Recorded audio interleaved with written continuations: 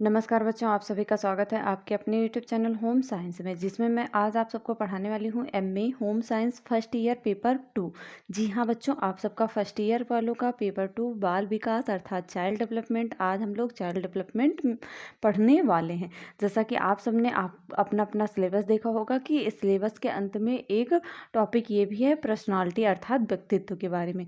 तो हम लोग आज व्यक्तित्व क्या है और व्यक्तित्व के प्रकार क्या हैं, इनके बारे में जानेंगे। तो बच्चों, ये वीडियो आप सबके लिए बहुत ही महत्वपूर्ण होने वाला है।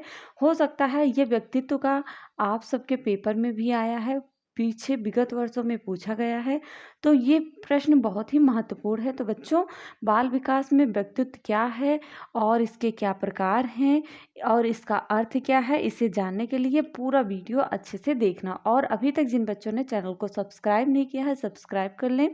और जिन्होंने वीडियो को शेयर नहीं किया, बच्चों वीडियो को शेयर कर दें और अपने प्यारे प्यारे हाथों से कमेंट भी किया करें। क्योंकि बच्चों, आप सब वीडियो तो देखते हो लेकिन सब्सक्राइब नहीं करते हो। ऐसा क्यों नहीं करते हो?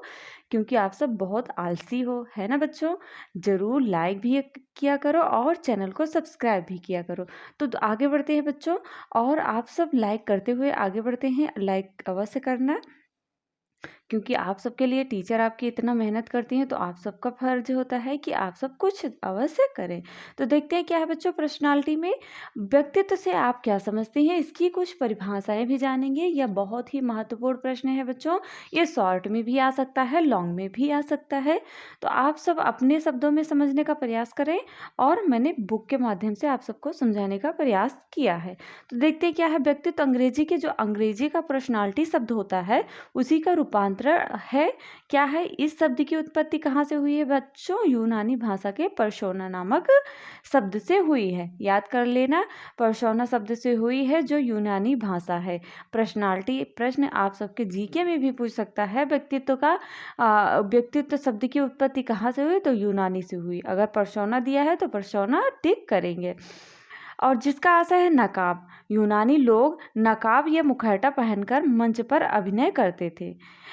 जो यूनानी लोग थे वो नकाब पहनकर मंच पर अभिनय करते थे, ताकि दर्शकगण यह न जान सके कि अभिनय करने वाला कौन है। इसका यही मतलब है, वो नहीं बताना चाहते थे कि हम हैं, तो इसलिए पर्दा करके मंच पर अभिनय दिखाते थे। व्यक्तित्व का अभिप्राय मनुष्य के व्यवहार की वह शैली है जिसे वह अपने आंतरिक तथा बाह्य गुणों के आधार पर प्रकट करता है।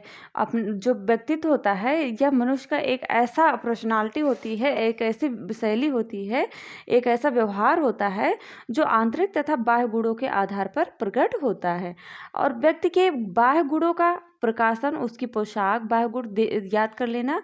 व्यक्ति का पोशाक, वार्ता का ढंग अर्थात बातचीत करने का ढंग, आंगिक अभिनय, मुद्राएं, आदत तथा अन्य अभिव्यक्तियां जो दिखावटी होती हैं, दिखावे के लिए होती हैं अर्थात बाह्य गुण होते हैं, वही सब आते हैं बाह्य किसमें? बाह्य गुण वाले व्यक्तित्व में। और उसके बाद मनुष्य के आंतरिक गुण, जिसकी उसकी अंतःप्रेरणा या उद्देश्य, संवेग, प्रत्यक्ष इच्छा आदि, ये सब क्या है? आंतरिक गुण होते हैं। व्यक्तित्व किसी प्रकार के समस्त मिश्रित गुणों का वह प्रतिरूप है जो उसकी विशेषताओं के लिए उसे अन्य व्यक्तियों से, जो व्यक्ति है उसकी विशेषता क्या है, उसे जानने के लिए अन्य व्यक्तियों से भिन्न कई इकाई के रूप में स्थापित करता है। किसी व्यक्ति के व्यक्तित्व के प्रतिबिंब का प्रेक्षेण करके अवलोकन या उसके द्वारा की गई अनुक्रिया के साथ आधार पर अनुमानित किया जा सकता है। आप सब कुछ ही शब्दों में समझ लें कि जैसे यूनानी भाषा के पर्सोना शब्द से उत्पत्ति हुई पर्सनालिटी की, जिसका मतलब है नकाब।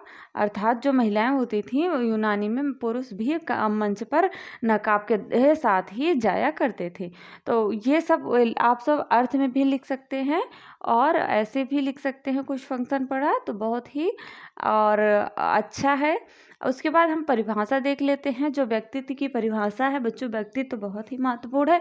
अभी तक जिन्होंने लाइक नहीं किया है बच्चों, लाइक कर दें। आगे बढ़ते हैं। मन के अनुसार व्यक्तित्व एक व्यक्ति के गठन, व्यवहार के तरीकों, रुचियों, दृष्टिकोणों, क्षमताओं और तरीकों का सबसे विशिष्ट संगठन होता है। क्या कहा है, मन ने याद कर लेना। परिभाषा बहुत महत्वपूर्ण है। यदि आप परिभाषा लिख देते हैं तो इससे एग्जामिनर के ऊपर बहुत अच्छा इफेक्ट पड़ता है। आई होप आप सब समझ गए होंगे। हमारे सामने मैं अगर अपने स्टूडेंट की कॉपी चेक कर रही हूँ तो वो अगर एक परिभाषा के साथ संबोधित करता है तो इससे क्या होगा, मेरे ऊपर इफेक्ट पड़ेगा और हम उसे अच्छे से अच्छा मार्क्स देने का प्रयास करेंगे। तो नेक्स्ट है बिग व हंड। बिग व हंड ने कहा कि व्यक्तित्व तो एक व्यक्ति के संपूर्ण व्यवहार, प्रतिमान और इसकी विशेषताओं के योग्य का उल्लेख करता है। नेक्स्ट प्रश्न है बच्चों, वारे ने के अनुसार व्यक्तित्व तो व्यक्ति का संपूर्ण मानसिक संगठन है जो इसके विकास की किसी भी अवस्था में होता है। तो आई होप आप समझ गए होंगे कि व्यक्तित्व तो होता क्या है। आप सिर्फ थोड़ा सा ही व्यक्तित्व के बारे में लिखेंगे तो इससे भी आप सबको अच्छा से अच्छा नंबर मिलेगा। सॉरी बच्चों, नेक्स्ट प्रश्न क्या है हमारा,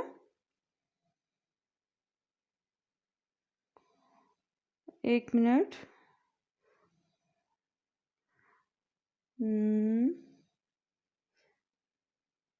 ये रहा प्रश्न, व्यक्तित्व के प्रकार। जी हाँ बच्चों, अब आप सब देखेंगे व्यक्तित्व के प्रकार क्या है, व्यक्तित्व के कितने प्रकार हैं और कौन कौन से प्रकार हैं, इन्हीं के बारे में जानेंगे।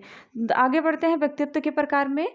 व्यक्तित्व के संदर्भ में अलग अलग शिक्षा शास्त्रियों ने अपने विचार प्रकट किए हैं। जी हाँ बच्चों, जो शिक्षा शास्त्री थे अलग अलग प्रकार के, इन्होंने अलग अलग तरह के अपने विचार प्रकट किए थे। उनमें से सबसे अंतिम को माना, इनमें से निम्नांकित 3 वर्गीकरण साधारण स्वीकार किए गए थे, जिनको सबसे अधिक महत्वपूर्ण अंतिम को माना गया था। जो ये शारीरिक रचना प्रकार है व्यक्तित्व का, और समाजशास्त्रीय प्रकार है, और मनोवैज्ञानिक प्रकार है। इनमें से जो तीसरा है बच्चों, तीसरा सबसे महत्वपूर्ण माना गया है। तो देखते हैं पहला क्या है, शारीरिक रचना प्रकार। अर्थात जर्मन विद्वान जो थे क्रिश्चियन ने कहा कि शरीर रचना के आधार पर व्यक्तित्व के 3 प्रकार होते हैं। एक तो होता है शक्तिहीन, दूसरा खिलाड़ी, तीसरा नाटा। ये 3 शरीर रचना के प्रकार होते हैं। नेक्स्ट प्रश्न है समाजशास्त्रीय प्रकार।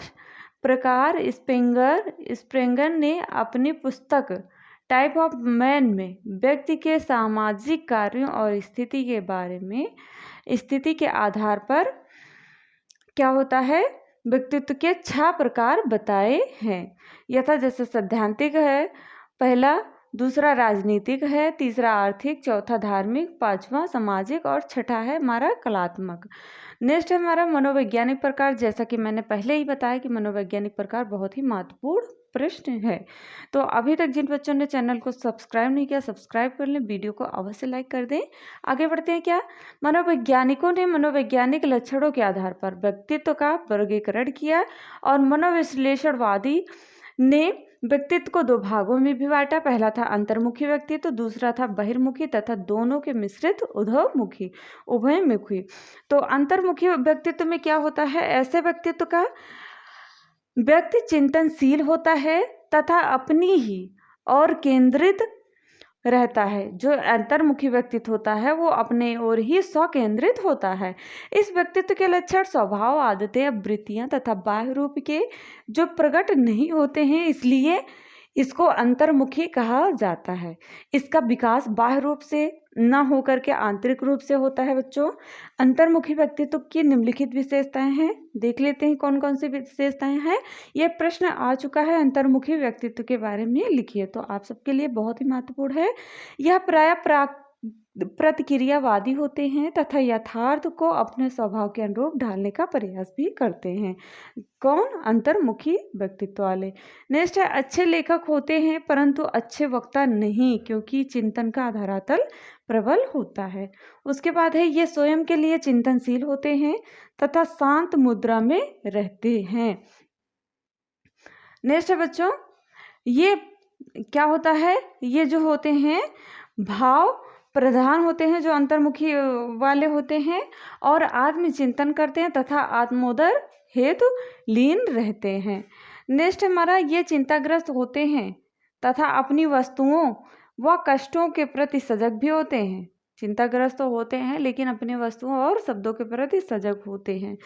और युंग ने अंतर्मुखी व्यक्तियों को के विचार प्रधान, भाव प्रधान, तर्क प्रधान व दिव्य दृष्टि प्रधान 4 रूपों में विभक्त किया है। तो आगे देखते हैं, यह व्यवहार कुशल नहीं होता है और हंसी मजाक एवं व्यर्थ के फलों आदि में नहीं फंसना चाहिए। बहिर्मुखी व्यक्ति, तो बहिर्मुखी व्यक्तित्व वाले व्यक्ति की रुचि और क्या है बच्चों, बाह्य जगत में होती है। वे अपने विचारों और भावनाओं को स्पष्ट रूप से व्यक्त करते हैं। वे संसार के भौतिक और सामाजिक लक्ष्यों में विशेष रुचि रखते हैं। इनकी निम्नलिखित विशेषता है। पहला है स्वयं की पीड़ा परिस्थिति की चिंता नहीं करते हैं, वह चिंता मुक्त होते हैं। दूसरा है ये धारा प्रवाह बोलने वाले होते हैं। और तीसरा है बाह्य क्रियाओं की ओर संवेदनशील होते हैं। चौथा है आत्मचिंतनशील नहीं होते, परंतु सभी के विचारों के आधार पर अपना विचार भी प्रकट करते हैं। उसके बाद है वातावरण के साथ आसानी से अनुकूल कर लेते हैं। और फिर ये विचार प्रधान तथा व्यवहार कुशल होते हैं तथा निर्णय भी भाव के अनुरूप ही लेते हैं।